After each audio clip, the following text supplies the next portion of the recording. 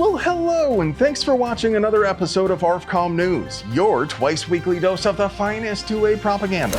Today is National Crackers Over the Keyboard Day. Do with that information what you will.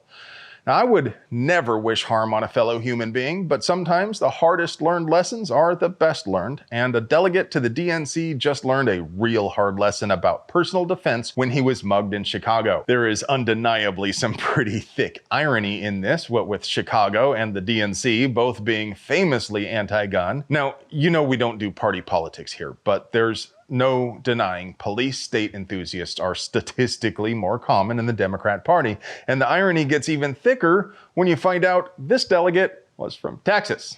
Little bro left a state where permitless carry was legal for the gun-free utopian redoubt of Chicago and found out the hard way how ineffective gun control is for its stated purpose. Alan Gottlieb, founder of the SAF, said, "Maybe if Illinois Democrats had adopted legislation recognizing all non-resident carry permits, allowing visitors to Chicago and other Illinois cities to carry guns, this sort of brazen crime wouldn't be happening." And he's right. Even if this particular delegate didn't have a Texas carry permit, the Chiraqi insurgents might be less eager to target out-of-state visitors if they knew they might be armed. Always packing.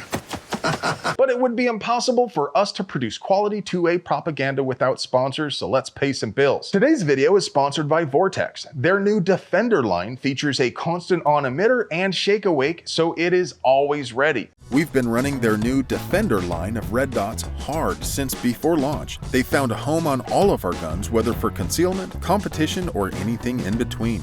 They're rugged, packed with features, and they flat out perform. With the CCW, ST, and XL, there's a dot for you.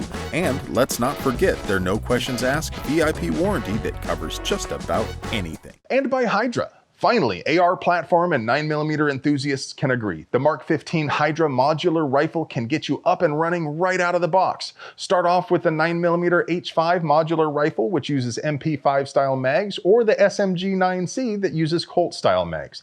Either way is an excellent start to build on Hydra's ever-growing system of magazine wells and caliber conversion. And by TNVC.com, the new Mars LC 2000 meter laser rangefinder is in stock and ready to ship. It's a compact LRF packed with features including a built-in ballistic computer, Bluetooth, and a red aiming laser, as well as an IR ranging laser which cannot be detected by most night vision devices.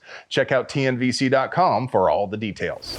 Well, the control freaks in Californistan think they may have developed a hack for the Second Amendment. The trick is they cite laws from the 1600s in England. Oh yeah, and blatantly racist laws intended to deny rights to all sorts of people deemed less human than the wealthy landowners who were first enfranchised in this country. Yeah, we do have a pretty dark history, but laws that denied women, Indians, or Catholics the right to vote or own property or carry a gun were wrong then, and they are still wrong now. And by Grabthar's hammer, where do I even start on them citing some other country's laws in our courts? Bruin requires the state to reference some law contemporary to the ratification of the Constitution to support the notion that founders might have entertained even the idea of a similar law. Citing laws made by the country we revolted from is pants on head stupid. My ancestors shot people over this. It was kind of a big deal. But the First District Court of Appeals accepted the government's argument that their ban on felons having guns is consistent with laws written by our oppressors 100 years before we even revolted. I mean, they're right, just, not in the way they think. Now, I get why it would be hard for a San Francisco court to rule that violent felons should be allowed to have guns after they get out, especially when the particular individual was a convicted felon who shot bystanders outside a bar. Like, he's currently doing almost 20 years for that. This case is about him trying to shave a few years off his sentence on Second Amendment grounds, which sucks because it still sets precedent. And again, it's an example of why we shouldn't be letting dangerous people out in the first place. Because this guy would have had a gun whether or not it was legal. And over there in the Dagobah system, they are still trying that trick to subvert constitutional carry that I told you about a few weeks ago. And that's the one where they just up and declare a building to be a school to invoke the federal 1,000-foot defenseless victim zone. Last time they pulled this, they tried to pretend a police precinct was a learning derby. This time, at least the property in question is operated by a university. It's a museum owned by the city of Lafayette and run by the University of Louisiana, Lafayette. As before, Louisiana Attorney General Liz Murrill didn't mince any words, saying the law is narrow and the museum does not fall under it. In Maryland, it costs a bunch of money and you have to jump through flaming hoops just to get permission to buy a gun. You have to pay hundreds of dollars to take a 4-hour class, get fingerprinted, get background checked again for some reason, pay the state $50, wait a month, then you will be allowed to purchase a handgun. But bear in mind, all that is just to get permission to buy a handgun. If you want to actually carry that gun, you'll have to go through even more hardships. Yeah, I know, it is bullshit. But back in February, a 3-judge panel of the 4th Circuit ruled it is unconstitutional.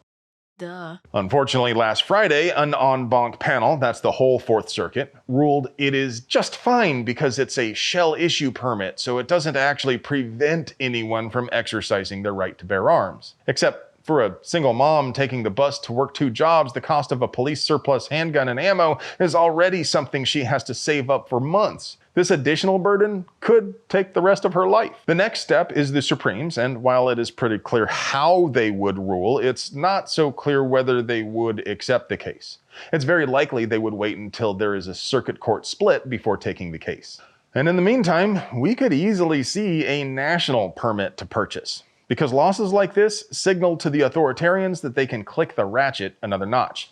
Never mind, a national permit to purchase would be just as likely to fail in court. They can impose hardship on gun owners and the industry for years while the case works its way through the courts.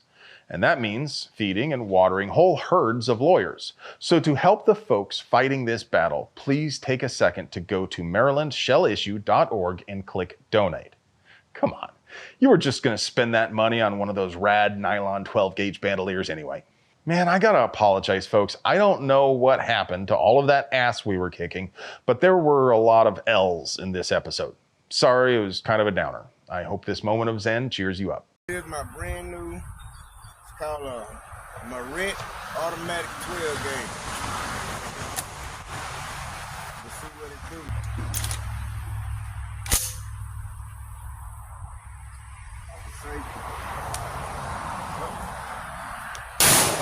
Hey friends, do you like pews and other pew-related things? Would you like to help us keep delivering you pure, uncut American pew propaganda at the low price of $3.99? We literally couldn't pay the bills without our sponsors, so do us a solid and get yourself something nice from them.